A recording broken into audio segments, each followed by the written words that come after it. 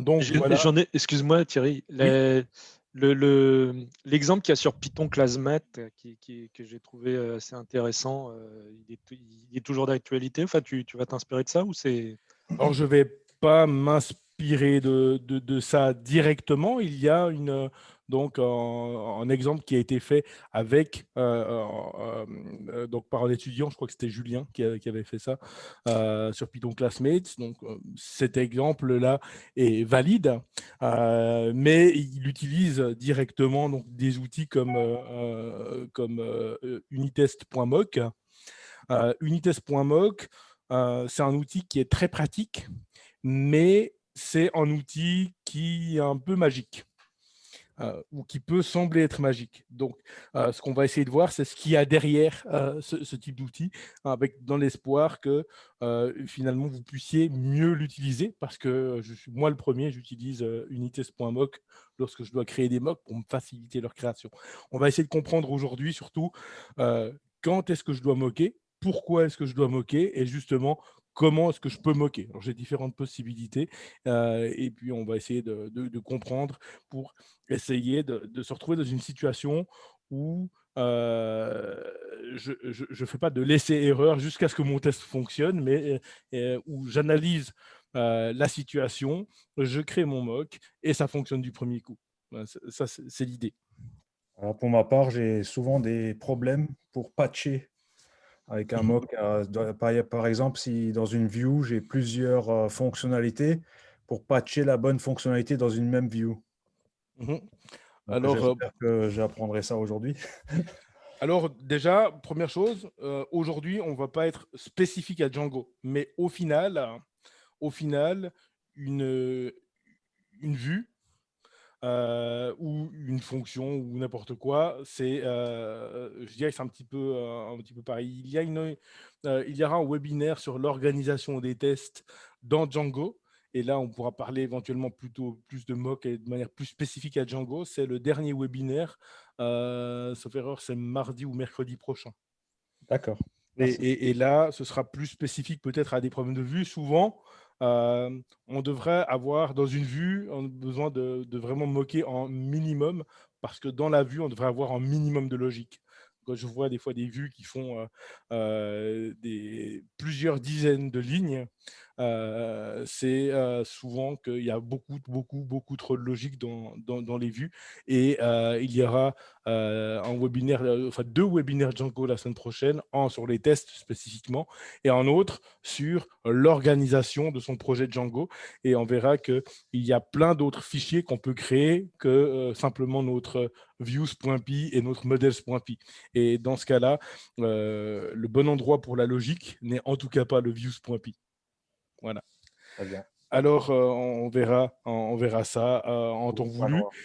Et aujourd'hui, donc, on va déjà s'interroger sur quand est-ce qu'il faut moquer. Parce que, je dirais, sur le cours d'Open Classroom, ce qui est lié au projet 7 de la version 1 du parcours. Alors, pour ceux d'entre vous qui sont sur la version 2 du parcours, les tests apparaissent beaucoup plus tard. Donc, la version 1 du parcours proposait des tests et le test-driven development dès le projet 7. Et dans ce projet, il était proposé de réaliser des mocks pour simuler des accès à des API. Et souvent, du coup, l'effet pervers que ça a, c'est qu'on pense que c'est que dans le cas d'un accès à une API qu'il faut moquer. J'ai un ou deux de mes étudiants qui, suite finalement au projet 7 ou dans le projet 7, étaient dans de ce schéma de pensée-là. Donc, la première question, c'est quand est-ce que je dois moquer? Ce qui va nous amener après à l'identification de ce que je dois moquer. Et la troisième question, bien sûr, une fois que j'ai identifié ce que je devais moquer, c'est comment je dois le faire. Et ce qu'on discutera, c'est vraiment de voir en fonction de ce que j'attends de ce mock, je vais peut-être procéder différemment. on va d'abord procéder sans unitest.mock et on verra ensuite un peu le fonctionnement de unitest.mock et comment ça peut nous aider. Ici, je vais utiliser PyTest. J'utilise personnellement PyTest aussi avec Django, mais beaucoup d'entre vous qui sont sur Django, par exemple, n'utilisent pas nécessairement PyTest. Donc ici, n'hésitez pas. Si vous avez des questions qui sont plus générales et qui dépassent le cadre de PyTest, ce n'est pas un webinaire centré sur PyTest, mais c'est quand même simplement très pratique de tester avec PyTest. Donc, c'est pour ça que la première chose que je vais faire, c'est un pipom install PyTest avec, ici pour avoir ce framework à ma disposition. Voilà. Il y a également un autre webinaire que vous trouvez sur ma page YouTube. Alors, si je vais sur YouTube, alors là, je suis le premier à avoir des difficultés à la retrouver. Hop. Mais je devrais quand même arriver à gérer cette complexité-là. C'est dans les playlists, voilà, webinaire. Donc, sur ma page YouTube, il y a une playlist qui s'appelle Webinaire, dans laquelle vous pouvez aller, et ce n'est pas une surprise, on y trouve des anciens webinaires. Et dans ces anciens webinaires, on voit qu'en mars 2019, j'avais fait un webinaire PyTest, et là, on y parle déjà un peu de mock. Et en particulier, on parle d'une situation par rapport au mock qui est décrite dans le cours de Céline sur les tests et sur PyTest. Donc, n'hésitez pas, vraiment, si vous êtes sur ce cours, si vous arrivez sur le chapitre des mocks, de retourner à ce webinaire. Il est un peu long. Mais j'ai eu des relativement bons retours et il a sauvé la vie à pas mal de monde. Alors la vie, je ne sais pas, mais en tout cas, il a sauvé la mise à pas mal de monde. Donc, n'hésitez pas à aller le regarder si vous avez besoin d'un complément. Voilà. Alors, plus pragmatiquement maintenant, qu'est-ce qu'on doit moquer? Alors, je vais ici simplement, dans un premier temps, créer un module que je vais appeler simplement exemple.py. Et puisque je vais ensuite ranger mes tests dans un répertoire test. Ici, je vais simplement créer un autre package que je vais appeler mon app. Voilà. Alors, mon app, hop. Voilà. Et bien sûr, alors, avec PyTest, ne jamais oublier les fichiers d'init, sinon PyTest s'y retrouve pas. Donc, ça, c'est une des raisons pour lesquelles les fichiers d'init sont vraiment indispensables avec PyTest. C'est que sinon, vous allez avoir des erreurs d'import et c'est pas ce qu'on veut, évidemment. Donc, voilà, j'ai mon app, j'ai mon exemple et ici, nous allons juste créer une fonction que j'appelle ma fonction attester. Alors, ça peut tester, ça peut être une fonction très simple, ça peut être une vue, donc request, dans ce cas, on est dans un contexte Django, etc. Ça peut vraiment être plein de choses. Finalement, ici, on a une fonction et on va devoir tester du code. Alors, qu'est-ce qu'on va tester? Alors, quelque part, au sein de mon code, il se peut que je fasse appel à une autre fonction. Alors, à plein d'autres fonctions. Ces fonctions, ça peut être des fonctions de la bibliothèque standard, par exemple en print ou autre. Ça peut être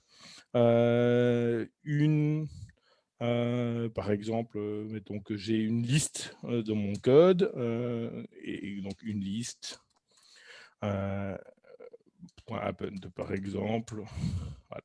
C'est pas une fonction, mais c'est une méthode. Ça peut être la volonté, par exemple, de faire un random sample d'une liste, par exemple, et je vais obtenir 3 éléments aléatoires, et puis donc éléments aléatoires, une liste, voilà, on y arrive. Et puis, mon code pourra contenir un appel en appel à requests.get, par exemple, sur une URL. Donc, faire un appel à une API, par exemple. Mon code pourra faire appel également à une base de données. Alors, ici, donc cursor.execute, pour ceux qui ont déjà fait du SQL, et une requête. Donc, SQL.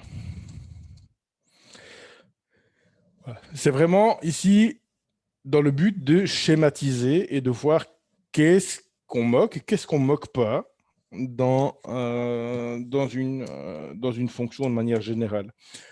Puisqu'on est dans Django, ou si on suppose qu'on est en framework Django, je pourrais avoir quelque chose comme mon modèle, .object, .filter,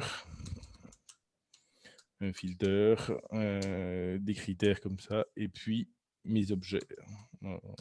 C'est une query set ici. Hop, query. Mon query set, on va l'appeler. Hop, mon query set, et puis on pourra avoir des formulaires, etc. Voilà. Alors, le print, typiquement, ça va toujours dépendre qu'est-ce qu'on doit tester. C'est pour ça que de toute manière, à part sur du code très spécifique qui fait partie d'une interface utilisateur, c'est-à-dire si notre code fait partie de l'interface utilisateur de notre programme et que cette interface utilisateur est une interface en mode terminal, à ce moment-là, ma fonction devra faire des prints. Mais en général, on va éviter les prints. Il y a un debugger pour débugger et le print peut se tester, peut capturer le contenu du print sur un debug, mais de manière générale, ce n'est pas forcément un comportement que je vais tester. En général, c'est assez rare sur du code non interface utilisateur que je moque les prints. Donc, il n'y a priori pas de mock. Bien sûr, si vous voulez vérifier sur une interface utilisateur qu'il y a la bonne chaîne de caractères qui est affichée par le print, on peut moquer. Mais là, si vous avez en souci avec des prints et vous voudriez vérifier ça, n'hésitez pas à faire appel à moi et je vous montrerai comment s'y prendre. Voilà, donc on est ici. Également, j'ai une liste quelque part éventuellement définie dans mon code et je vais ajouter un élément à cette liste. Alors ça fait partie, bien sûr, du code. C'est clair que certains me diront, mais on utilise une méthode, etc. Donc, on ne va pas moquer chaque appel de méthode et chaque fonction qu'on utilise. On va moquer uniquement les dépendances de notre code. Donc ici, je dirais pas de mock parce qu'on utilise une méthode ici, objet et méthode standard de Python. OK ? Donc, c'est une liste et ces méthodes sont testées. Donc, on ne va pas tester spécifiquement le comportement de Python. Et en principe, ce comportement est prédictible ici. Cette commande va ajouter l'objet représentant le nombre en à la fin de la liste qui s'appelle une liste. OK, donc à ce niveau-là, j'ai aucune raison de faire un mock de ça. Les seules réelles situations où je vais moquer une fonction de la bibliothèque standard, hein, c'est si cette fonction a un effet de bord. Alors, un effet de bord, ça veut dire qu'elle fait autre chose que de retourner une valeur. OK ? Donc, une fonction, par exemple ici, random sample, retourne une valeur. Tandis que get retourne une valeur, mais en plus, elle fait un appel réseau, par exemple. Cursor execute va retourner une valeur via le curseur, mais en plus, ça va faire un appel à la base de données. Et tout ça. Donc, si votre fonction de la bibliothèque standard fait quelque chose en plus de retourner une valeur, c'est que probablement il y a un intérêt pour un mock. Si je prends par exemple URL lib request, par exemple, donc j'aurais pu ici à la place de request.get utiliser URL lib request de la bibliothèque standard, et typiquement c'est une fonction qui ferait également un appel réseau en plus de retourner la valeur, ou plutôt elle va faire l'appel réseau pour pouvoir retourner une valeur. Et donc ça, c'est des situations qu'on veut éviter. Alors, la première chose qu'on veut, où on va moquer, ici, je vais moquer. Ici, je vais moquer random sample, donc je moque. Je moque random sample. Quelqu'un peut me dire pourquoi est-ce que je vais moquer random sample alors que je ne moquerai pas peut-être une autre fonction de la bibliothèque standard?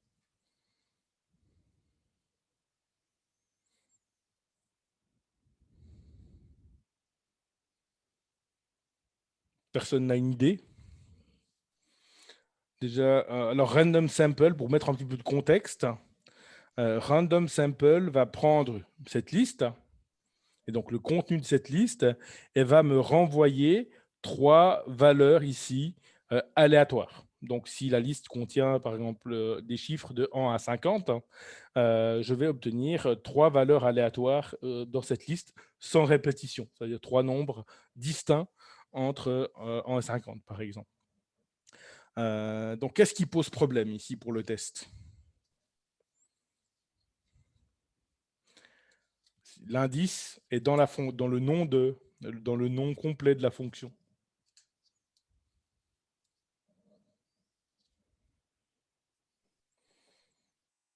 C'est la composante aléatoire. Est-ce que vous m'entendez? Juste pour vérifier que c'est bon. Voilà. C'est vrai. Oui, on t'entend. Voilà. Non, je pose comme la question comme ça. Je sais. En fait, quand vous faites un test, et ça c'est une situation quand je fais un test, je vais devoir vérifier le comportement de ma fonction et la valeur retournée. Si cette valeur retournée dépend d'une certaine composante aléatoire, par exemple, je vais trier au hasard, je vais tirer au hasard un ou plusieurs éléments dans une liste, ou alors je vais générer un entier aléatoire et que la valeur de retour de ma fonction dépend de ce choix aléatoire, à ce moment-là, j'ai un problème. Parce que si chaque appel, finalement, il y a un nombre aléatoire différent qui est généré et que ce nombre généré modifie le retour de ma fonction, je ne vais pas arriver à prédire quelle est la valeur de retour normale de ma fonction. Okay. Donc, si ce n'est pas prédictif, ce n'est pas testable. Donc, on va typiquement moquer random sample ici pour qu'elle me retourne toujours la même valeur.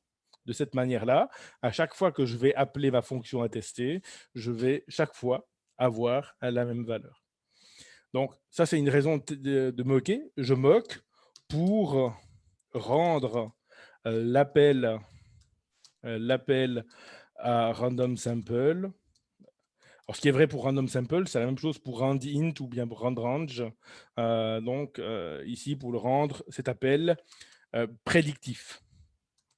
Prédictif, ça veut dire j'obtiens chaque fois les 3 mêmes objets, ou j'obtiens à chaque fois le même nombre aléatoire. Ok, donc j'élimine le côté aléatoire ici. Ça, c'est un premier problème. Donc, éliminer tous les comportements qui pourraient être aléatoires au sein de votre fonction à tester. Ça, c'est une des raisons de moquer. Une autre raison de moquer, c'est d'éliminer tous les appels réseau ou les appels base de données. Est-ce que vous avez une idée pourquoi? Donc ici, en principe, je moque. Et je moque. Sur les tests Django, typiquement, beaucoup de gens font, à mon goût, trop d'appels en base de données. Quand je teste mes vues, je fais pratiquement 0 appel en base de données. Et c'est vrai que Django offre cette possibilité-là. Mais qu'est-ce qui se passe lorsque je fais des appels à une base de données ou un appel distant?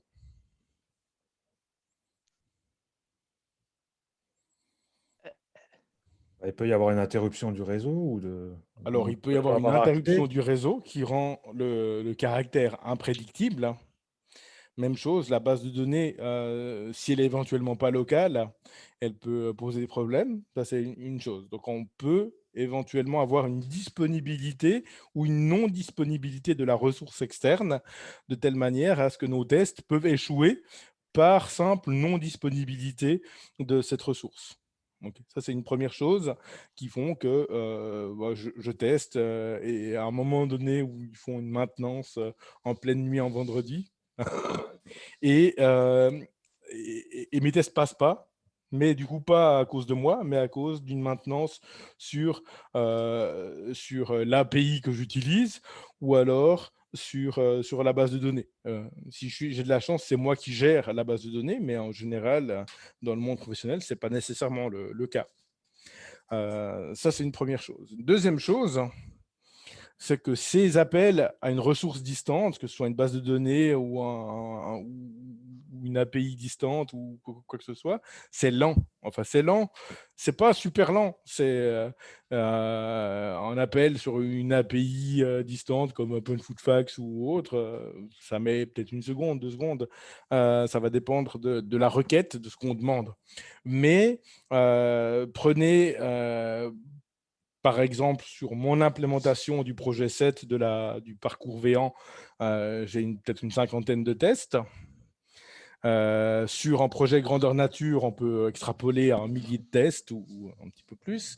Tout d'un coup, si chaque test commence à prendre 1 à 2 secondes ou plus, ça commence à devenir relativement rébarbatif si vous faites du test-driven development, par exemple, de lancer à chaque fois que vous allez modifier du code et ajouter un test, de relancer toute votre base de tests.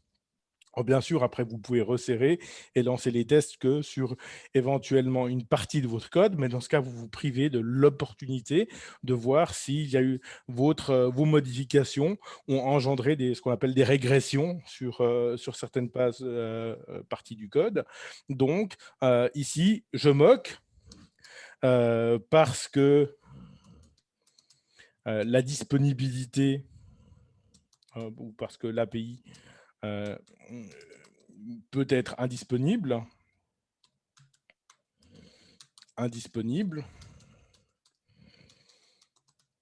et que c'est lent. Et puis, on peut exactement dire la même chose ici, parce que la base de données peut éventuellement, l'ADB peut éventuellement être indisponible et que c'est lent. Et puis, dans Django, pareil, quand je travaille avec les modèles, quand je travaille avec Filter, quand je travaille avec tout ce qui concerne les modèles ici, ça va être finalement, les modèles font partie de mon code. Donc, on est dans cette situation que je n'ai pas décrite ici, mais que je vais décrire ici. Je fais appel à, par exemple, une autre fonction, élément égale une autre fonction de mon code. C'est super verbeux, mais comme ça, c'est explicite. Ici, on est clairement dans les dépendances à l'interne du projet. Donc ça, c'est dépendance interne au projet. Et là, c'est une dépendance aussi interne au projet pour ceux qui ont fait du Django. Je fais appel à mes propres modèles. Dépendance interne au projet. Voilà. Donc ici, si j'introduis un bug ou par erreur, donc s'il y a un bug dans une autre fonction de mon code, et ça je le démontre dans l'autre webinaire, s'il y a un bug dans cette fonction, je ne veux pas que ce bug-là fasse que les tests de ma fonction à tester échoue. Ici, je ne veux pas. Alors déjà, je vais faire avec mon modèle, je vais faire un appel réseau, un appel sur la base de données qui éventuellement est en local, mais pas nécessairement. Et je vais également donc avoir nécessité éventuellement que Django mette en œuvre des choses pour créer une base de données de test. Et ça. Finalement, tout ça, cet accès à la base de données, je vais effectivement y consentir lorsque je vais tester mes modèles et les méthodes de mes modèles, ainsi qu'éventuellement les méthodes de mes managers, mais je ne vais pas forcément vouloir que tous mes tests, toutes mes vues, de tout ça fassent tous appel explicitement à ma base de données. Par ailleurs, je ne veux pas que s'il y a eu un bug sur mon modèle, que le test de ma vue ne passe plus. Même chose, donc c'est une dépendance interne au projet. Je ne veux pas qu'une partie externe à ma fonction fasse planter les tests de ma fonction. Donc je veux que la seule raison pour ma fonction de ne pas passer les tests, c'est un bug au sein de cette fonction. Donc c'est cette problématique de l'isolement. C'est pour ça qu'on parle de tests unitaires. On teste une et une seule chose à la fois. Mais quand je dis une chose, ça veut dire qu'on teste une fonction ou une méthode à la fois. Et c'est pour ça qu'on ne va pas tester lorsqu'on introduit des dépendances qui peuvent apparaître sous différentes situations ici. OK. Donc ça, c'est déjà quand est-ce qu'on teste. Vous pouvez voir qu'il y a de nombreux cas où on va finalement moquer ici. Alors, je moque les dépendances. Je moque. Les dépendances internes au projet. En particulier aussi, de moquer une dépendance interne au projet. Donc ici, je moque. Les dépendances internes au projet, ça nous permet de tester notre code et de faire fonctionner notre fonction à tester avant même d'avoir implémenté cette fonction-là. Même chose ici, éventuellement, je peux faire fonctionner ma vue avant même et tester ma vue avant même d'avoir implémenté un modèle qui a ce nom-là. Donc ça, c'est déjà une chose qui est assez pratique. Ça permet de faire les choses ou de se concentrer sur une chose à la fois plutôt que de vouloir tout implémenter en même temps. Voilà, alors pour les choses à tester. OK, donc maintenant, on va plus se concentrer sur comment moquer. Et pour ça, je vais prendre l'exemple ici.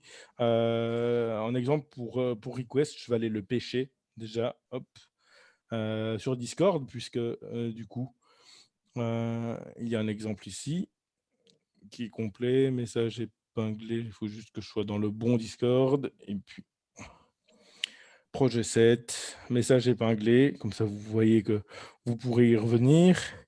Et nous avons un code plus ou moins complet ici.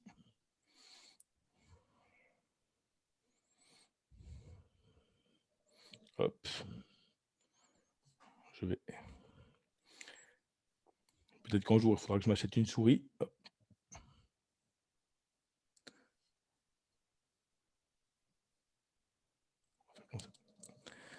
Voilà, alors hop. On va faire ici un exemple 2.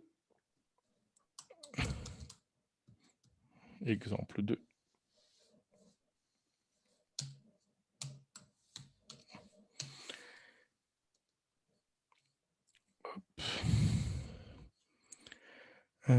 Get pizza, et puis j'ai le test encore. Voilà. Alors le test, on va le mettre là. Test. Exemple 2.py. Et là-dedans, on va mettre le test de notre pizza et on va importer. Alors ici, from mon app, point exemple 2. Import, et du coup, elle s'appelle get pizza. Voilà, donc ici, on a typiquement un appel réseau. Voilà. Donc, pour ceux qui n'ont pas encore pu étudier ce code, donc ici, on a une fonction que j'ai appelée getPizza qui recueille une API, l'API de Open Food Facts, pour obtenir des informations sur des pizzas.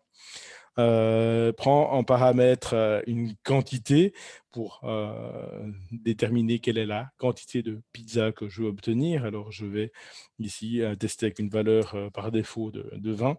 Comme ça, j'obtiens 20 pizzas.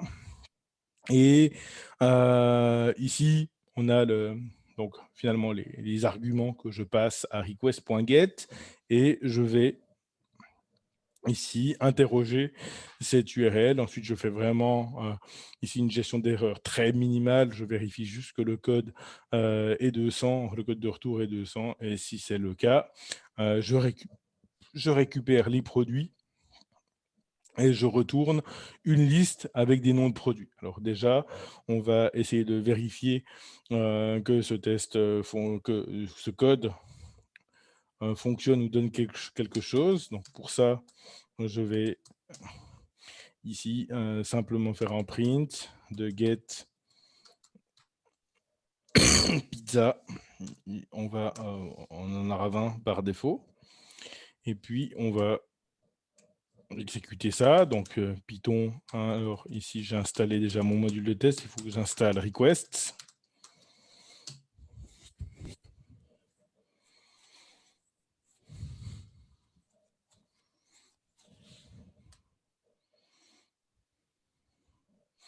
Voilà. Et on va s'assurer que ça fonctionne avec... on va activer l'environnement virtuel.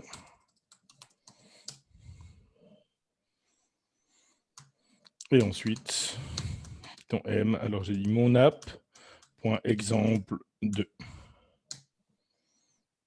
Voilà, je reçois bien une liste de noms de pizzas. Je mettrai suite à ce webinaire ce code également sur le GitHub du webinaire de telle manière à ce que vous puissiez éventuellement l'étudier si c'est nécessaire, si vous n'êtes pas passé par un projet qui fait ce genre de choses. Voilà, donc on récupère cette liste et je veux tester ça. Et donc, on est dans la situation ici d'une fonction qui fait un appel réseau et donc du coup, je vais la moquer. Quant à faire ici, je vais également introduire une petite composante aléatoire. On va dire, puisque j'ai une liste là, je vais encore mettre un random sample et get, on va l'appeler get random pizzas. Et ici, on va dire, OK, on va faire ça comme ça. La quantité, c'est la quantité de pizza que je veux renvoyer. Ici, je vais de toute manière, mettons, hop, mettre ça comme ça. Je vais mettre 100, une page de 100. Et la quantité, on va mettre un maximum de 50. Donc ici, if quantity plus grand que 51. Hop. Raise value error. Max quantity is. Donc, je mets une composante aléatoire, random sample. Ici, alors il y a déjà une composante aléatoire dans ce que vous récupérez, depuis l'API, parce que vous n'avez pas la garantie que ce que vous renvoie votre API de pizza, c'est la même chose que ce que vous allez recevoir demain. Mais en plus, ici, on va ajouter ici un import random et random sample, une liste de noms, et puis on va lui demander de retourner quantity élément. Voilà, comme ça, j'ai deux choses à moquer. Random sample, parce que ça ajoute une composante aléatoire finalement. Et ici, request.get, à cause de l'aléatoire de la ressource distante plus la lenteur de l'accès à la ressource distante. Et du coup, maintenant, si je demande, par exemple, ici, 5 pizzas, ce que vous pouvez voir, c'est déjà cette composante aléatoire. Hop, alors, get pizza, bien sûr, j'ai plus de get random pizza. Random pizzas. Et peut-être que je vais quand même mettre 1000 là. Comme ça, vous pouvez réaliser que en appel réseau, ça prend du temps. Max quantity, alors attendez, hop. Max quantity is 50. C'est moi qui ne sais plus coder. Hop. Et plus grand que 50, bien sûr. Voilà. Voilà. Alors là, on a typiquement une situation. Vous voyez que ma fonction fait un appel réseau. Elle va demander 1000 produits. Ça va arriver. Mais si chaque test que je fais pour récupérer ici 5 produits met autant de temps, je suis toujours là demain. Donc ici, vous pouvez comprendre la raison pour laquelle j'ai envie de faire ce mock. En plus, j'ai aucune garantie donc que l'exécution de cette fonction demain me donnera la pizza royale. Parce que j'ai rien dans mes paramètres de requête ici qui me dit, OK, renvoie-moi des résultats dans un ordre en particulier. Et c'est un des problèmes. C'est justement une ressource distante. Par définition, c'est pas vous qui maîtrisez son résultat, et tout ce qui n'est pas maîtrisé est potentiellement cassé au niveau des tests. Et donc, du coup, les raisons pour lesquelles vous faites des tests. Alors, maintenant, on a deux choses à moquer. C'est cet appel à request.get et c'est cet appel à sample. Alors, on va le moquer à la main. On va les moquer à la main, d'une part, et on va les moquer avec unitest.mock. Pour ça, je vais utiliser ici simplement également installer donc PyTest mock, qui est aussi pratique à utiliser avec PyTest. Et qui reprend vraiment la façon de fonctionner de unitest.mock. Donc, ça utilise unitest.mock, mais simplement sous la forme d'une fixture PyTest. Voilà, donc on est tout bon ici. Donc maintenant, regardons un peu plus en profondeur nos tests. Alors ici, j'ai test exemple 2 et j'ai déjà introduit ici ou fait réaliser en test un test get, alors ça s'appelle maintenant get random pizzas, test get random pizzas, return des noms corrects. Alors en premier mock que je dois réaliser, c'est une imitation, si vous voulez, de cette requête. Alors ici, peut-être que je le fais ici de manière moins compréhensible. Je vais regarder, on va le faire en deux temps ici. Alors, response, je crée une fausse réponse HTTP, si vous voulez, mock request response. Et cette request response prend juste ici ceci. Enfin, et même elle prend ceci, mais sans les paramètres. Voilà. Donc, une fausse réponse qui a en code de statut de 200. D'ailleurs, je peux très bien le mettre comme ça, qui prend en code de statut de 200 et qui a une fonction JSON, une méthode JSON, pardon, qui retourne finalement des produits et qui contient juste ces produits-là. Voilà. Donc, ça, c'est les produits. Ça, c'est le résultat que j'attends. Et ça, donc, je vais obtenir une liste de deux dictionnaires qui contient en product name de manière conforme à ce que me renvoie l'API de Open Food Facts. Et donc, nous allons commencer à procéder comme ça. Et maintenant, mon mock. Alors, ici, je vais l'appeler get, mock get. Alors, et c'est là qu'on commence. Donc, en mock est censé imiter la fonction à remplacer. Alors, de nouveau, je vais aller ici, sur get random pizza. Je vais voir que j'ai cet appel-là. Et cet appel-là prend 2 paramètres. Un paramètre positionnel qui est mon URL, et un autre paramètre qui est ici, qui s'appelle params. Donc l'URL et des paramètres. Donc, il faut que mon mock supporte de tels paramètres. Alors, pour ce faire, que je vire le truc de Zoom. Voilà.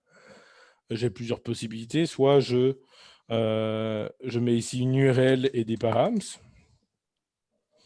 Soit je décrète que j'accepte absolument tous les arguments, donc des args et des KW-args, donc des arguments positionnels et des arguments keyword.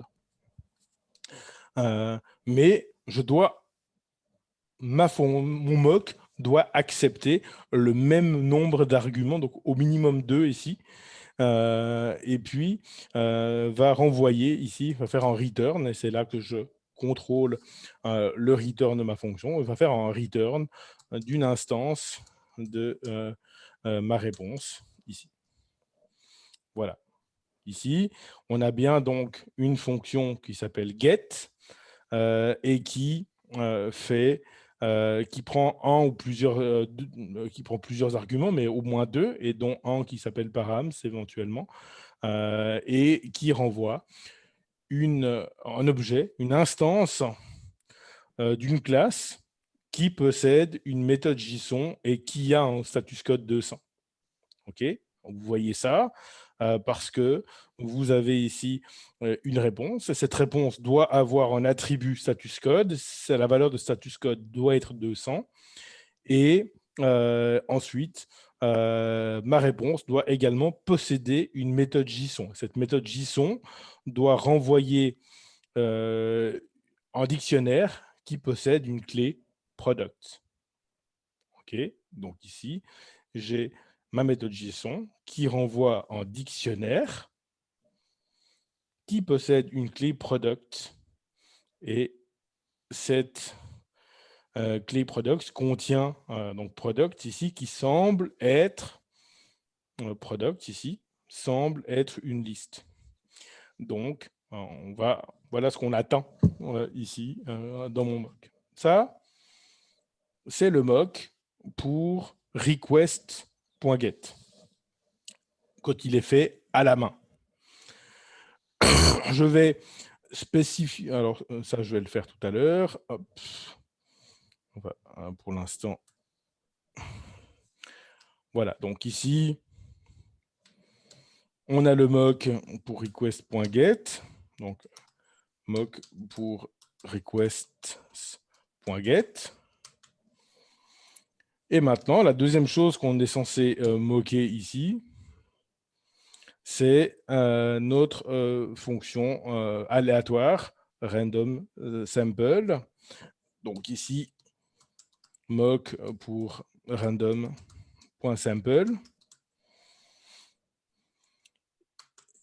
Et même chose, on va raisonner sur la base de ça. Donc random sample, c'est une fonction qui prend comme premier paramètre, enfin qui prend 2 paramètres, une liste et un entier. OK. Je n'ai pas de nom particulier à donner, sinon que certains peuvent appeler k égale quantity. Ici, ce qu'on va décider, c'est simplement de renvoyer ici, alors de créer, alors je vais l'appeler mock sample. Même chose, je peux utiliser args et kwargs.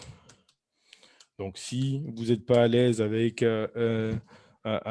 cette syntaxe, donc args permet de récupérer tous les arguments positionnels passés à votre fonction, et kwargs permet de récupérer tous les arguments passés par keyword.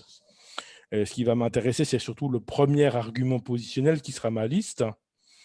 Éventuellement, je peux simplement aussi l'avoir ici, donc une liste, virgule, comme ça. Et nous, ce qu'on veut ici, on va faire ça comme ça, on va faire EK, voilà. Et on va, plutôt que de retourner de manière aléatoire tous les éléments de la liste, on va se dire, OK, je vais retourner, par exemple, toute la liste. Alors, soit toute la liste, soit en élément de la liste. Par exemple, je peux retourner. Alors, soit je décide de retourner les K premiers éléments de la liste. Alors, faisons ça. Plutôt que de les retourner de manière aléatoire, je retourne les K premiers éléments de la liste. Et mon mock, c'est ça. Donc, il retourne une liste constituée des indices 0, 1, 2, 3, 4 jusqu'à K. Donc, ici, je vais procéder de la sorte. Voilà. Et on est bon, on a ces deux mocks. Maintenant, une fois qu'on a les mocks, on va faire ce qu'on appelle le monkey patching. Donc, on va... le monkey patching de request.get et de sample, donc, de request.get d'abord. Monkey patching ou monkey patcher, ça veut dire aller remplacer la vraie fonction request.get par une fausse fonction. Alors, qu'est-ce que ça veut dire en pratique? Ça veut dire de prendre, alors, si je voulais le faire, je peux le faire ici. Je fais en import de request, import de requests. Alors, vous faites ça. Vous allez ici faire un backup de requests.get. Donc, request.get. Donc, vous récupérez ça. Vous remplacez request.get par votre mock. Donc, vous mettez finalement la fonction du mock à la place de la vraie fonction request.get. Donc, vous réaffectez cette variable, un get, et puis c'est fait. Par contre, si vous le faites à la main, il ne faudra pas oublier de faire le ménage à la fin. Donc, faire le ménage à la sortie de votre fonction, faire le ménage. Et faire le ménage, ça veut dire remettre à la place de request.get, remettre en place votre backup de request.get. Parce que sinon, les autres tests qui éventuellement utiliseraient request.get utiliseraient votre mock, ce qui n'est pas forcément ce que vous voulez ici. Voilà, donc je fais ça. Et puis, je fais maintenant le monkey patching. Le monkey patching de random.sample. Et puis là, c'est la même chose. Vous pourriez faire un backup de request.sample égale random.sample. Vous allez remplacer le vrai random sample par le mock sample. Et vous faites le ménage, donc à la fin, c'est-à-dire que random.sample reprend à la fin sa valeur originale, backup sample. Voilà. Donc ça, ce serait la manière de faire à la main. Et ici, import random. Voilà. Voilà, donc j'ai créé mes mocks, première phase. Deuxième phase, je vais remplacer la fonction originale par mon mock pour les deux fonctions que je moquais. Et avant de sortir de mon test, je remets les choses en place. Alors, puisque c'est rébarbatif de faire ça et de faire le ménage, heureusement, PyTest nous a simplifié la tâche avec monkeypatch. Si vous utilisez unitest.mock, vous pouvez utiliser la fonction patch de unitest.mock pour faire exactement la même chose, simplement qu'il le fait légèrement différemment. Donc, j'utilise ici une fixture, la fixture monkeypatch. Et monkeypatch fonctionne très facilement. Ici, monkeypatch .setAtr, et on fait exactement la même chose que ici. Simplement, on a juste à lui dire va remplacer request.get par mockget. Et l'avantage, c'est que ça fait le monkey patching, mais en même temps, ça fait le ménage. Ça fait le ménage dès que le test est fini. La vraie fonction request.get sera remise en place pour que votre mock n'influence pas d'autres tests. Voilà. Et puis, même chose ici, je peux utiliser monkeypatch.setAtr pour le faire, donc random.sample. Et ici, mock sample. Hop. Et puis, du coup, je peux supprimer ça et j'ai déjà supprimé à la sortie de ma fonction ce qui devait l'être. Voilà, à ce stade, maintenant, j'ai plus qu'à tester get random pizzas. Alors, get random pizza va recevoir ici 2 valeurs. Je vais lui demander juste de me renvoyer, je vais me demander de me renvoyer les deux. Donc, quantity égale 2 ici. Et ces deux produits doivent être ces 2 produits. Donc, sauvegardons ça. Essayons de passer les tests. Et ça passe. Voilà. Donc, ici, nous avons fait ces mocks complètement à la main. Et pour ce faire, nous avons décrété ou analysé qu'est-ce qui était passé en paramètres de la fonction et qu'est-ce qui devait être retourné par la fonction qu'on désirait moquer. Ici, ça fonctionne pareil si je mets URL et params, et ici, liste et cas. Pour me convaincre, je reteste et ça continue à passer. Alors, comment est-ce qu'on aurait fait avec unitest.mock? Alors, c'est un peu, on peut le faire. Alors, je peux importer également ici from unitest import mock. Donc, unitest.mock, c'est une fonction ou un module qui permet de créer facilement ces mocks. Alors, essayons de voir maintenant comment on peut faire la même chose. Ici, on a le code purement à la main. Et puis, comment est-ce qu'on peut faire avec unitest.mock? Alors, ici, nous allons faire la même chose, mais avec simplement un mock créé par unitest.mock. Donc, ici, hop, with mock.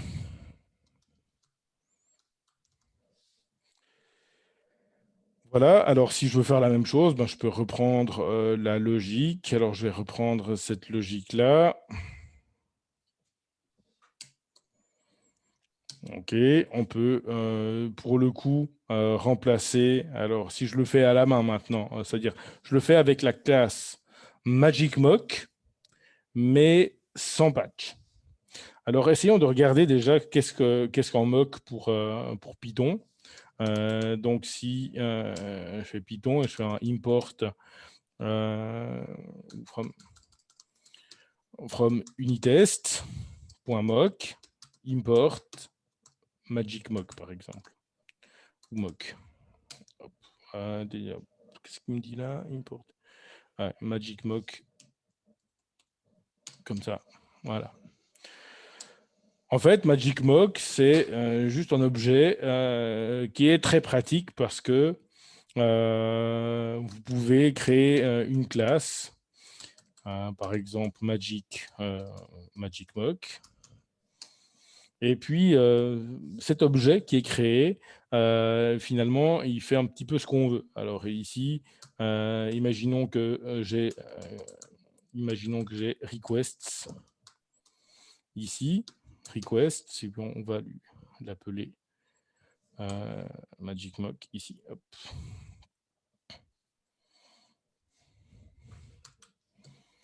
Alors, une fois que j'ai créé ce module request, si je fais request.get maintenant, et qu'on va obtenir donc la response, même si je n'ai pas importé request, que je n'ai pas de request, je pourrais même avoir request qui n'est pas installé. Ici, il n'y a pas d'erreur. Il n'y a pas d'erreur. Et si je regarde ma response, on voit que c'est la réponse à mock.get. Donc, c'est une sorte d'objet. C'est une sorte d'objet que je peux utiliser. Et maintenant, l'avantage également, c'est que je vais pouvoir continuer à l'utiliser. Request.statuscode. Alors là, il ne va jamais se plaindre qu'il manque de status code. Par contre, le status code, on voit qu'il n'est pas égal à 200 dans ce mock-là. Donc, j'ai moqué request.get et j'ai en status code, mais il n'est pas égal à 200. Et j'ai une méthode JSON. Donc, si je fais response.json, j'ai bien une réponse JSON, mais cette réponse JSON ne me renvoie pas un dictionnaire. Donc, c'est la première chose que je vais devoir faire.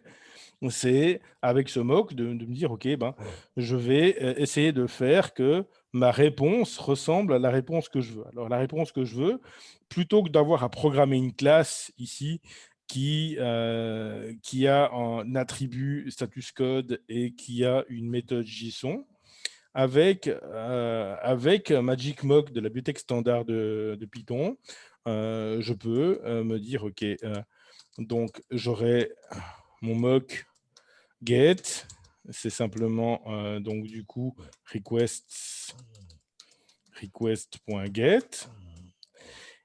Donc ça c'est donc la fonction renvoyée par un mock, c'est toujours un mock. Et puis request, pardon, alors ici mock response, c'est requests.get. Je sais pas n'importe quoi. Et ce mock response, je peux aller lui attribuer un status code de 200. Donc maintenant, si je fais mock response.statuscode, il va me répondre 200. Et puis, je peux lui dire, OK, tu as une méthode qui s'appelle JSON et sa valeur de retour, return value, est égale à un dictionnaire. Alors, par exemple, hop, en dictionnaire, et mock.response.json. Et maintenant, cette méthode me renvoie bien un dictionnaire. Donc, en fait, je peux faire exactement la même chose que ça avec mock, avec request.mock. Donc, reprenons ce code-là et essayons de faire exactement la même chose que ce que nous avons fait, mais cette fois avec une bibliothèque de la bibliothèque standard. Comme ça, vous avez la version complètement à la main et une version, on va dire, plus magique, mais au final, c'est conceptuellement exactement la même chose. Et c'est ça qui est fondamental. C'est qu'il n'y a rien de magique derrière l'utilisation d'un mock. Un mock, il ne fait rien de plus que ce que vous pourriez faire à la main en moins de lignes de code. OK ? Donc, ici, ce qu'on va faire, c'est qu'on va créer un mock get qui vient de mock magic mock. Voilà. À partir de là, je peux créer mock-get.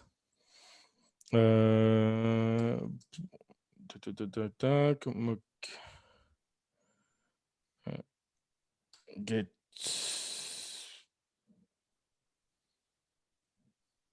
Voilà, on va faire comme ça. Donc, return value. Vous pouvez commencer à le configurer.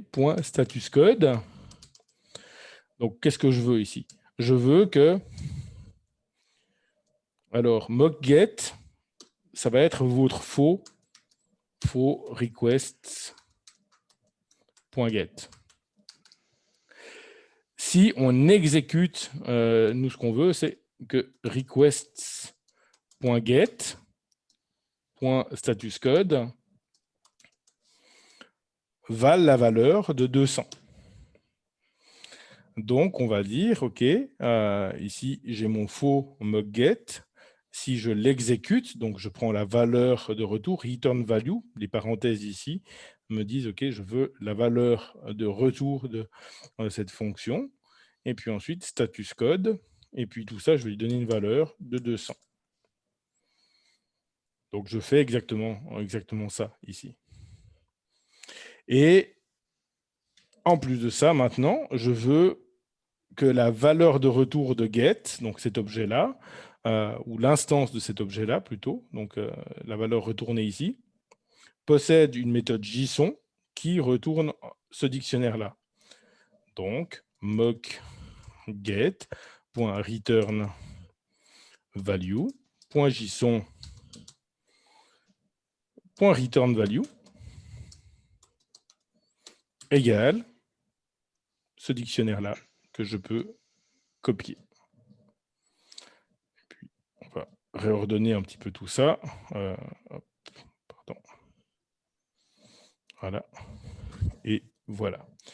Donc ici, alors j'ai pris mon temps, je n'ai pas utilisé certaines facilités, mais en 4 lignes, je n'ai pas eu besoin de créer une classe pour créer un faux objet response, en plus d'une fonction, et puis de créer un attribut et de créer une méthode. J'ai pu de manière relativement directe configurer mon mock. Donc, ceci et ceci nous donnent des objets parfaitement équivalents. De nouveau, essayons de tester ça ici. Attendez. Alors, hop, magic mock. Pardon, mock-get. Voilà. Mock-get. OK. On prend cette ligne et on fait pareil. Maintenant, hop. On prend tout ça et on fait pareil, si ce n'est qu'il faut que je crée ça d'abord. Voilà. Et on prend tout ça.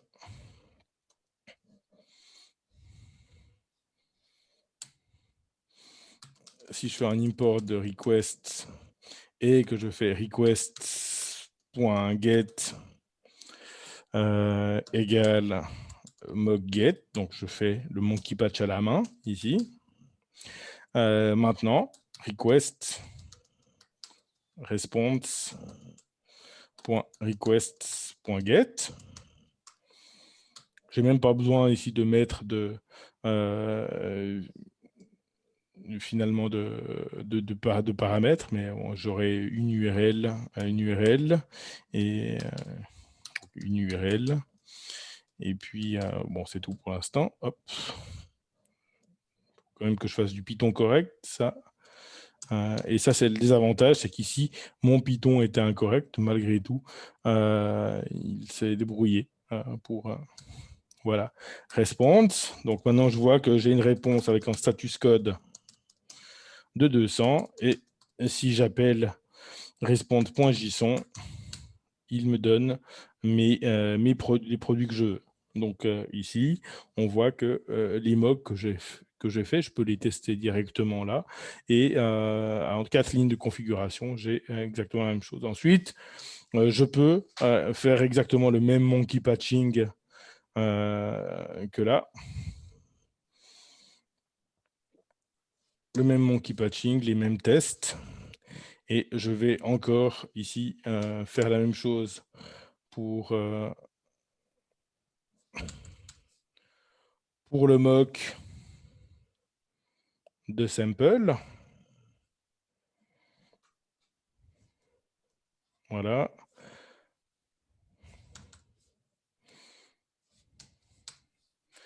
Alors, def, alors du coup, c'est mock sample. Donc, c'est une instance de Magic Mock. Donc, j'instancie Magic Mock.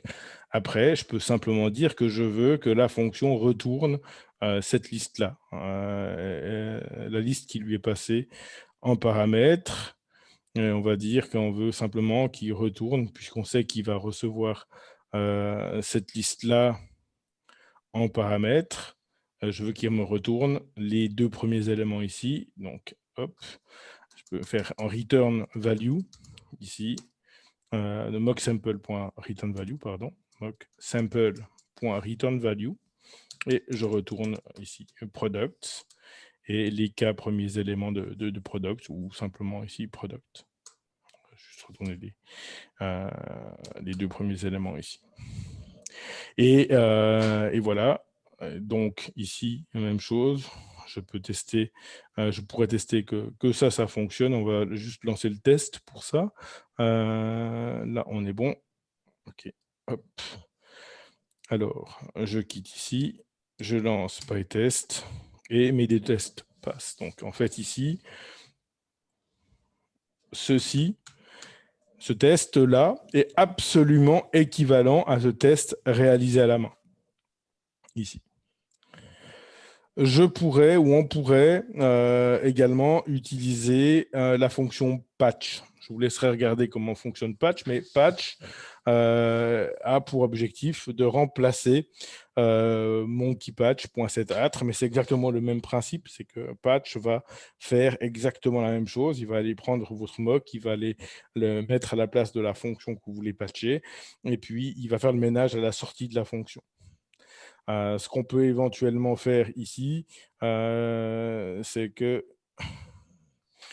ici, on peut utiliser, on peut faire également en patch, ici avec PyTest, en utilisant justement PyTest-mock avec la fixture mocker. Ça se passe vraiment de la même manière. Alors là, j'ai finalement pas besoin. Ici, je vais juste faire mock. Finalement, il y a assez peu d'avantages ici par rapport à le faire à la main.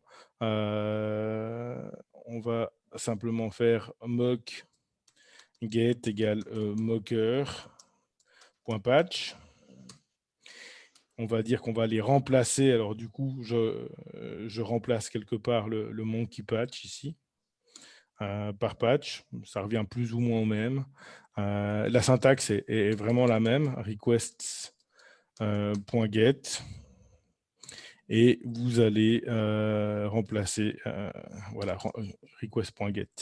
Puis vous obtenez le patch ensuite que vous pouvez aller configurer.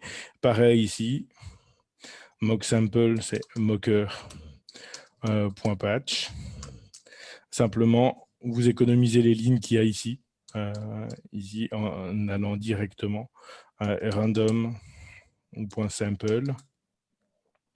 Et du coup, l'usage des mocks prend un peu moins de place. Voilà. Donc, finalement, il y a plusieurs manières de réaliser le monkey patching.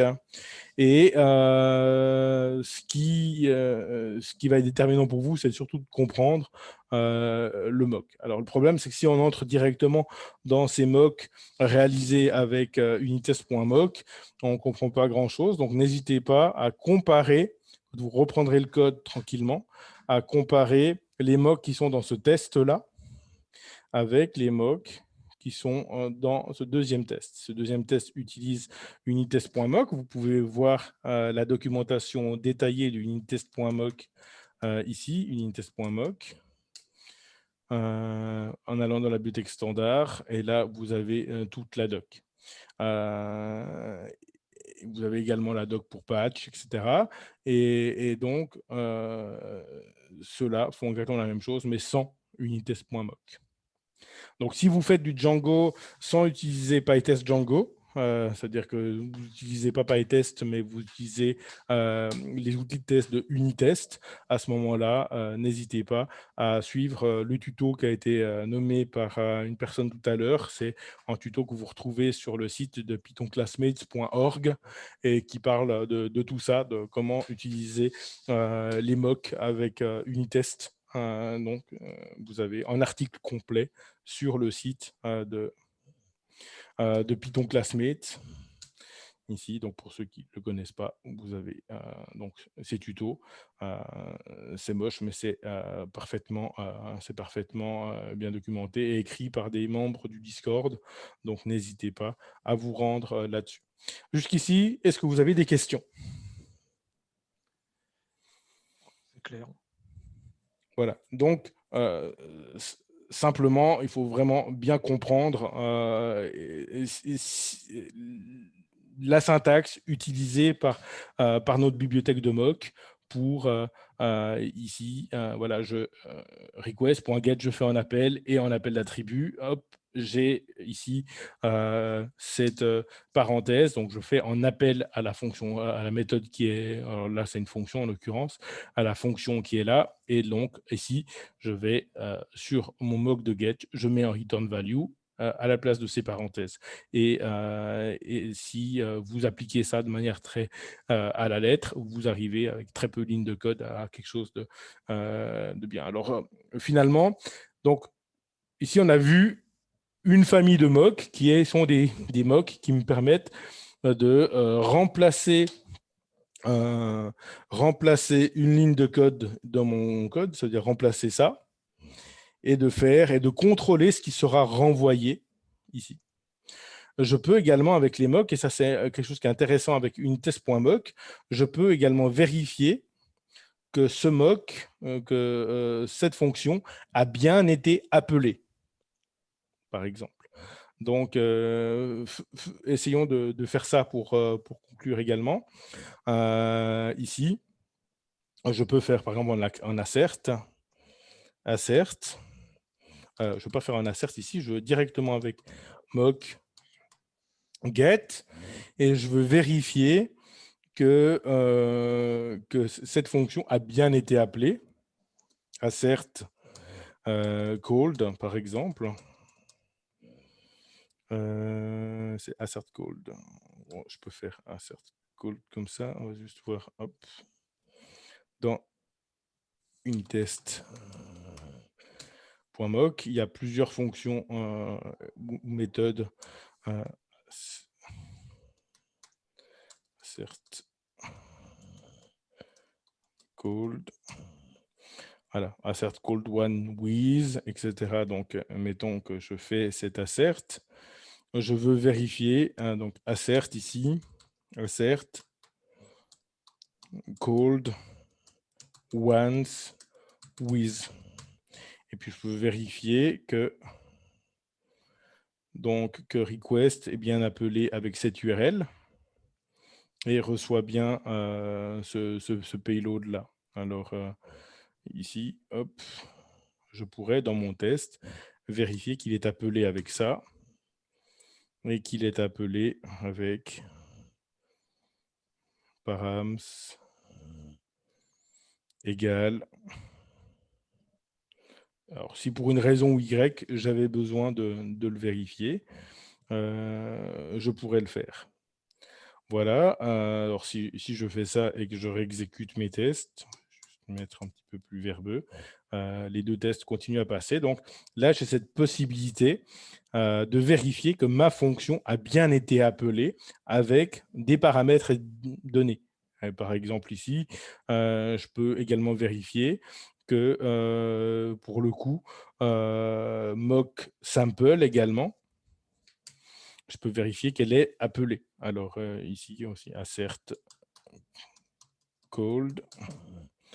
Assert called, par exemple. Juste vérifier que cette fonction a bien été appelée. Alors, mock get.assert called, par exemple. OK. Alors là, bien sûr que du coup, ça, c'est des facilités qui vous sont données par l'objet mock qui enregistre son appel. Bien sûr, je pourrais faire quelque chose ici qui est un petit peu de ce goût-là. Par exemple, ici, quand on appelle request mock sample, par exemple, mock sample, ici, on pourrait faire mock. Une fonction, c'est un objet. Donc, je peux lui ajouter ici mock sample assert called. On va juste faire quelque chose comme ça pour l'instant. Called égale true, par exemple. Et puis, ici, on va juste essayer de faire assert. Du coup, il s'appelle mock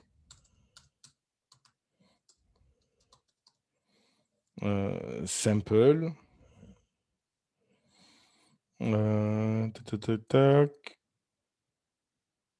Called. Et on va faire ça comme ça. Hop.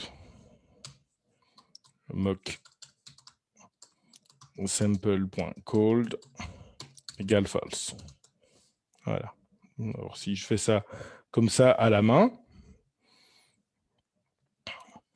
comme ça à la main, et puis que je vais vérifier que le mock sample a bien été appelé et que mes tests continuent à passer. Donc, quand je parle de l'anatomie dans mock, on peut voir que certes, il y a quelque chose de magique, c'est-à-dire que le mock, l'objet qui représente ce mock, enregistre son appel et enregistre le fait qu'il était appelé, mais je peux très bien, lorsque je le fais à la main, si je décidais de le faire à la main, je peux très bien prendre ma fonction, lui ajouter dans l'objet fonction, lui ajouter en paramètre called, par exemple, et puis dire que effectivement, il a été appelé ou pas. Donc, c'est tout à fait possible ici de le faire comme ça. Ou alors, je pourrais créer aussi un assert called si je voulais exactement reproduire ça. Le but, c'est pas de reproduire, mais c'est de comprendre qu'est-ce que je peux faire à la main ou qu'est-ce que je peux faire directement avec request. Et même si je voulais enregistrer les paramètres avec lesquels cette fonction a été appelée, par exemple, on pourrait finalement dire, OK, ici, il a été appelé avec un premier paramètre. Alors, on pourrait dire, OK, mock get.params. Et puis, on pourrait faire ça, enregistrer ça dans un dictionnaire, par exemple. Un dictionnaire où j'enregistre l'URL qui a été utilisé. Et, ou alors, je vais ici dire, OK, on va faire ça comme ça. On va revenir à notre args et on va revenir à notre KW-args. Et ici, je vais enregistrer args.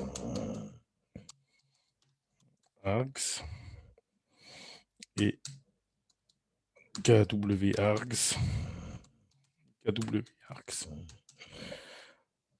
Alors, regardons un peu à quoi ressemble dans Python. Alors, n'hésitez pas à utiliser, quand vous avez besoin d'expérimenter, l'interpréteur. Donc ici, je vais faire une petite fonction avec args et KW-args.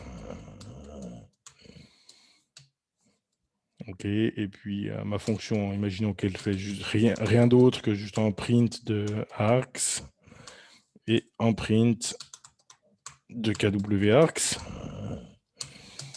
Donc, vous voyez que si j'appelle F avec 1, 2, 3, et puis K égale 10. Alors, j'ai en tuple avec les arguments positionnels et en dictionnaire avec les arguments mots-clés. Alors ici, j'enregistre effectivement ces paramètres d'appel. Je vais finalement ici, hop, comme ça. Et on va assert, mock, alors mock get, params égal, et on va vérifier que params args, on a bien comme argument passé à params, on a bien cette fameuse URL.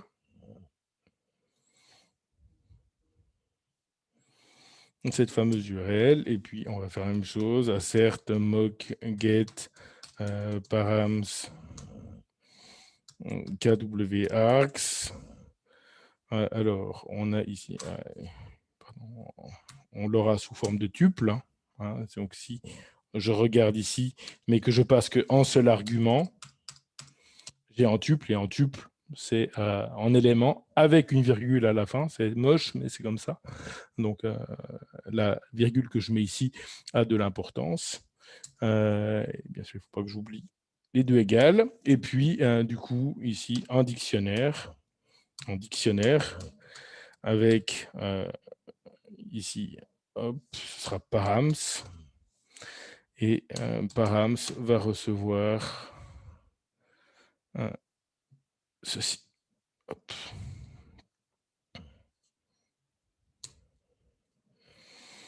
Voilà. Tac, j'essaie de relancer mes tests. Et il continue à passer.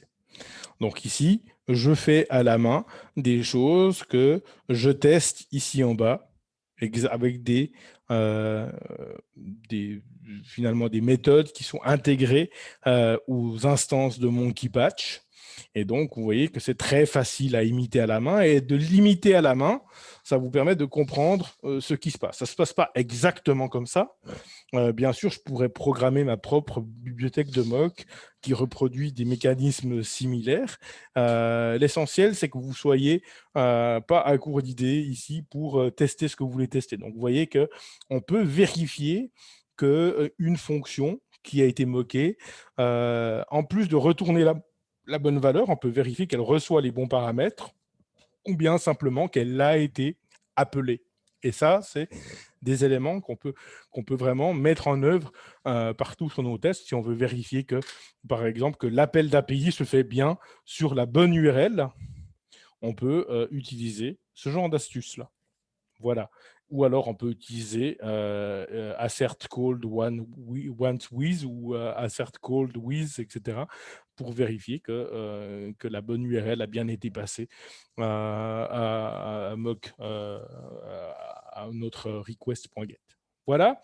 Donc, on a vu pas mal de choses de manière très condensée. Cette vidéo, je vais la mettre dès demain sur la page, donc sur la page des webinaires.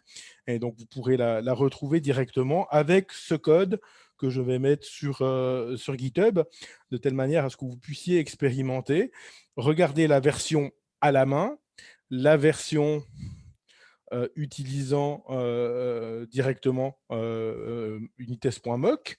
Regardez et soyez sûr que vous comprenez bien ces différents mécanismes, ce qui a été testé ici, la configuration des mocks dans les deux cas, essayez de comparer les deux. N'hésitez pas d'expérimenter à la main sur d'autres mocks. Par exemple, si vous avez déjà fait des mocks avec unitest.mock, essayez de répéter ces mêmes mocks, mais en faisant le mock à la main. Et puis, sur d'autres situations où vous avez fait des mocks à la main, essayez d'utiliser unitest.mock pour vraiment essayer de comprendre en profondeur comment les choses fonctionnent et de pouvoir ensuite bien utiliser tout ça. En fait, quand vous verrez que quand vous avez compris le principe, après, on n'a plus à galérer avec les mocks. À chaque fois qu'on a quelque chose à moquer, c'est quelque chose, voilà, on a le test qui passe. Alors, il passe pas directement parce que quand on fait du TDD, le principe, c'est bien que le test ne passe pas au début, par exemple. Mais en tout cas, si le test ne passe pas, c'est pas parce que votre mock est incorrect. Donc, l'idée, c'est que vous puissiez très rapidement, en ayant une meilleure compréhension de ce qui est en mock et de ce qui est attendu, pouvoir directement faire les mocks qui s'imposent dans vos tests et de cette manière également, du coup, ne plus être dans cette situation où on repousse finalement, ce besoin de faire des mocks parce qu'on n'est vraiment pas à l'aise avec ça et puis du coup, la meilleure manière de ne pas y être confronté, c'est de ne pas tester ou alors de tester de manière plutôt intégration sur un plan de test d'intégration et puis de ne pas isoler vos fonctions, de ne pas faire des tests unitaires parce qu'on n'est pas à l'aise avec ça. Et voilà, j'espère que cette vidéo vous aura un peu aidé à comprendre un peu mieux ce qui se passe, ou en tout cas vous donnera le matériel pour l'étudier plus en avant. Et puis, je suis ouvert aux questions. Et puis, sinon, on se retrouve demain pour un prochain webinaire, pour ceux qui seront là, où on parlera de formulaires. Cette fois, ce sera du Django, donc les formulaires en Django, éventuellement en Flask également. Thierry, j'ai une question. Oui. Ça serait peut-être stupide, hein, mais, quel serait l'intérêt de créer des fakes qui ne correspondent pas à l'attendu dans le test? Parce que là, en Ok. fait, je ne sais pas si je me suis Alors, bien exprimé. oui, en fait, chaque fois qu'on teste quelque chose, c'est forcément quelque chose qui est attendu. Oui. Mais la notion d'attendu, elle est assez large. Ça veut dire qu'on peut tester des comportements d'erreur, mais c'est des comportements d'erreur attendus. Par exemple, ici, je pourrais tester, je gère une seule erreur dans mon code. Je devrais en gérer plus normalement parce que request va par exemple lever une exception si jamais la ressource distante est indisponible, par exemple. Et puis, elle va retourner éventuellement en code d'erreur différente de 100 si jamais quelque chose a changé au niveau de l'API et que j'ai fait une erreur dans mon appel. Alors, on pourrait dire, OK, je veux tester comment est-ce que mon code se comporte ici si le code est différent de 200. Alors, justement, les mocks peuvent vraiment m'aider à ça. Alors, prenons ce mock-là, prenons ce test-là et répétons-le pratiquement à l'identique ici. Alors, on retourne donc behaves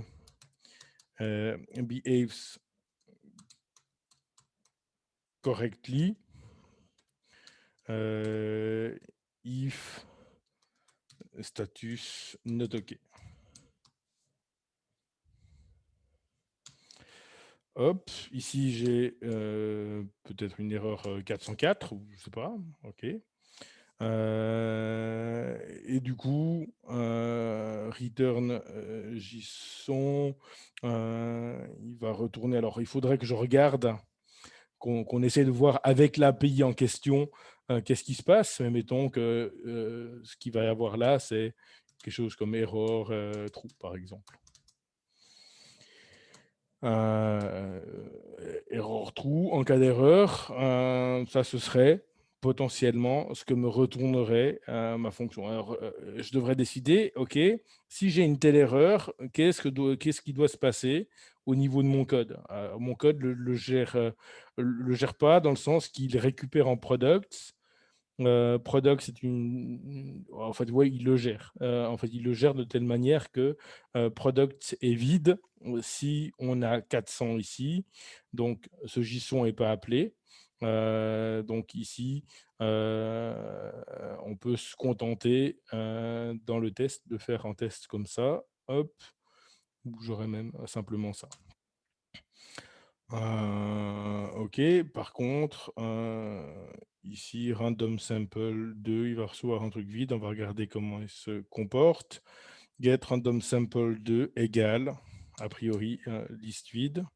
Il faut juste que je regarde dans Python si j'importe random. comment random sample gère la réception d'une liste vide. Voir si il va renvoyer une value erreur parce que 2 ici et donc ici.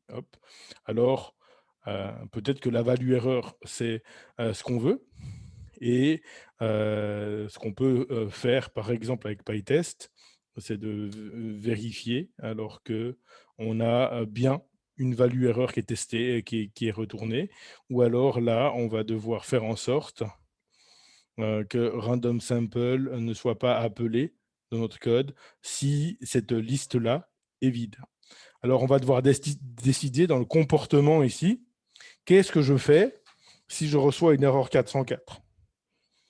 Alors, ce que je peux, par exemple, dire, voilà, if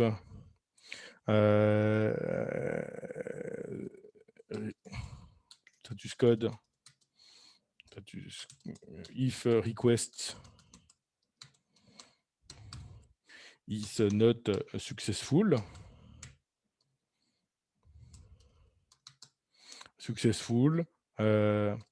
returns an empty list.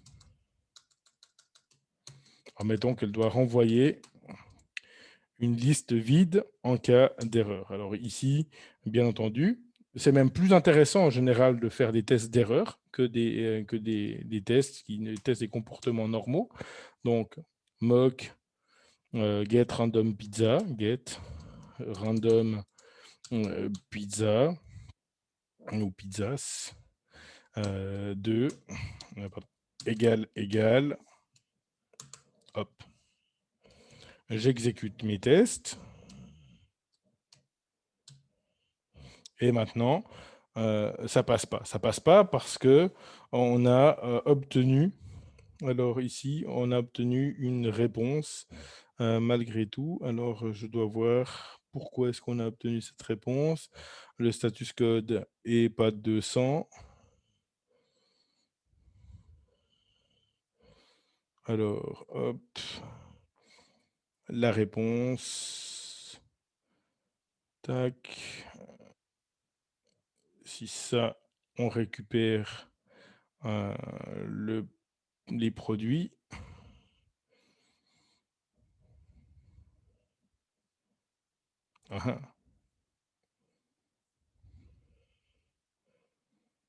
Je dois étudier pourquoi est-ce qu'on n'a pas la bonne réponse. Mais de manière générale, effectivement, les mocks nous permettent de simuler des comportements d'erreur.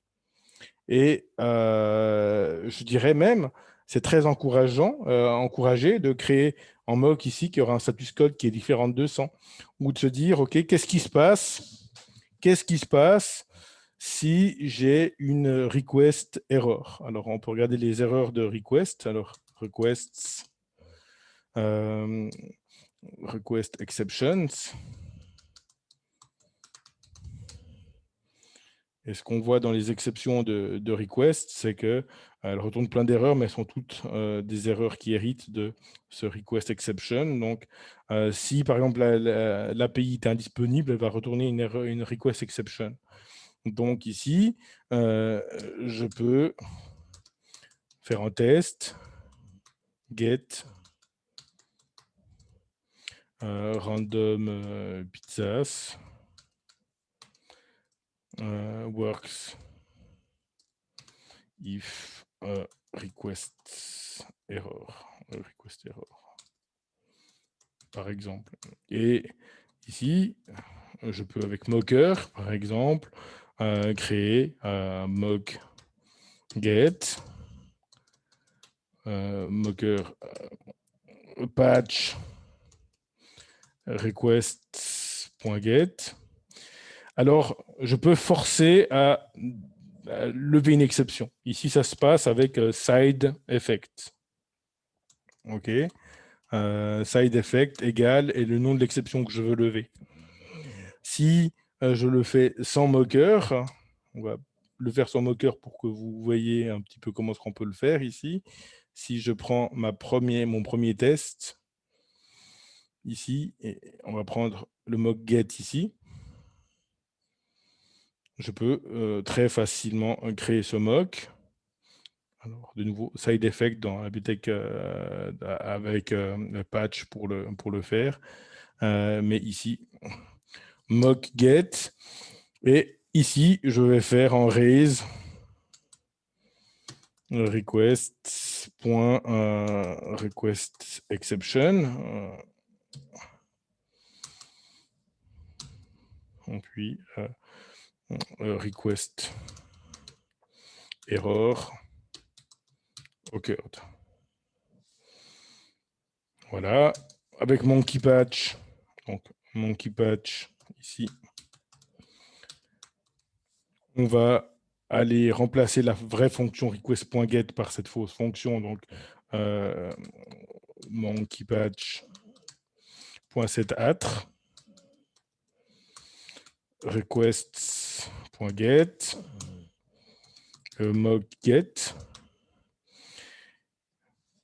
Voilà, donc quand je vais l'appeler, à l'appel de la fonction request.get, j'aurai une exception qui est levée. Et savoir qu'est-ce que je vais faire de cette exception. Alors, soit je décide que je laisse passer l'exception, c'est-à-dire que mon code ne fait rien pour la stopper. Alors, je peux éventuellement tester ici. Alors, il faut que j'importe PyTest. Ici, j'importe PyTest. Et par exemple, je peux tester qu'une exception a été levée et reçue. Donc ici, with pytest.raises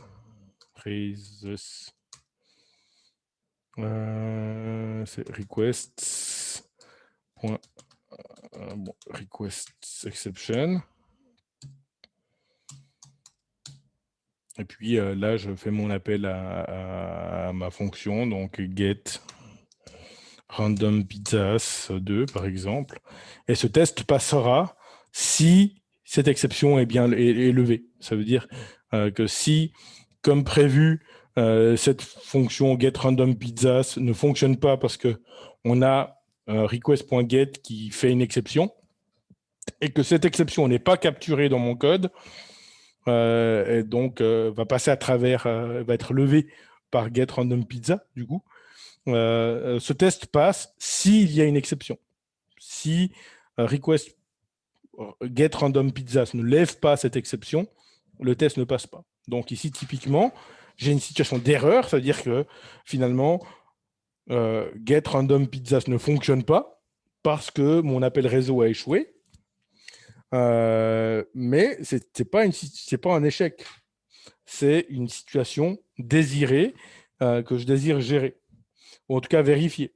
C'est en choix ici, que je peux documenter éventuellement.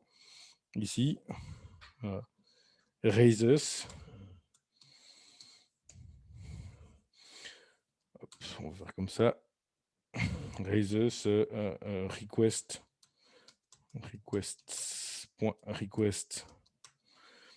exception if network error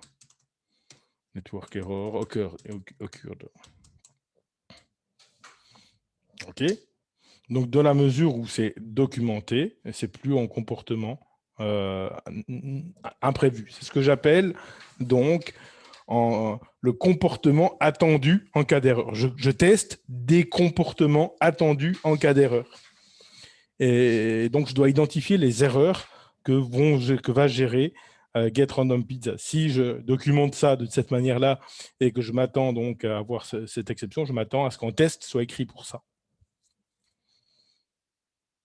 Est-ce que ça répond à la question de manière un petit peu longue? Oui, parfait, très bien, j'ai compris. Merci. Est-ce qu'il y a d'autres questions? Alors, si c'est pas le... Ah oui? Pardon, ouais. Alors, du coup, par rapport à ce que tu viens de montrer, on est d'accord que si on a dans nos fonctions, on gère, par exemple, avec un try except l'erreur, du coup, on la teste pas. Alors, on peut la tester. Par exemple, imaginons que dans cette fonction-là, je fasse ici en try.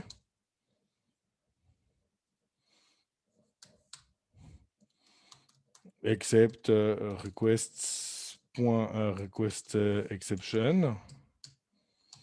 Et puis je décide dans ce cas-là, je renvoie une liste vide. Donc, je décide que finalement, il y a une exception, mais je vais finalement la gérer. Par exemple, ici, returns an empty list. Empty list in case of network error. Donc, dans ce cas-là, je peux tester qu'est-ce qui se passe si j'ai une erreur réseau. OK, ben, je simule une erreur réseau, donc une erreur de request. Et donc, du coup, je ne vais pas utiliser with PyTest traces parce que ça va faire passer. Mais je vais tester de manière très pragmatique ici, assert get random pizza égale empty list. OK. Donc, le comportement attendu en cas d'erreur réseau, c'est d'avoir une liste vide, dans mon cas. Et c'est documenté dans ma docstring. Donc, je teste ce comportement d'erreur et la gestion attendue de cette erreur. Oui, voilà. D'accord, Voilà. c'est ça. OK, bah, je comprends. Super, merci. Est-ce qu'il y a d'autres questions? Voilà, donc si ce n'est pas le cas, une nouvelle fois, la vidéo se retrouvera dès demain sur le site des webinaires. Vous recevrez un email automatique de rappel quand c'est fait. Et sinon, bah, si vous avez des questions quand vous y revenez, n'hésitez pas à les poser, même soit sur le Discord, soit un message privé sur le Discord des Python. Et puis, donc, bonne chance pour votre suite avec les mocks, avec les tests unitaires.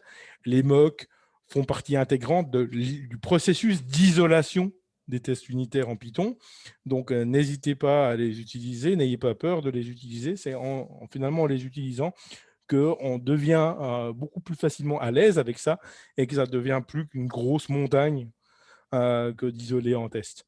Et voilà, donc il n'y a plus qu'à pratiquer et puis essayer de gagner en aisance. Et vous verrez que quand on a perdu un peu de temps au début à comprendre le principe, du coup ensuite c'est compris pour la vie et on n'a plus trop de problèmes avec ça.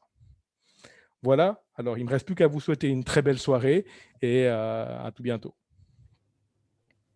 Bonne soirée. Merci, bonne soirée. Bonne soirée.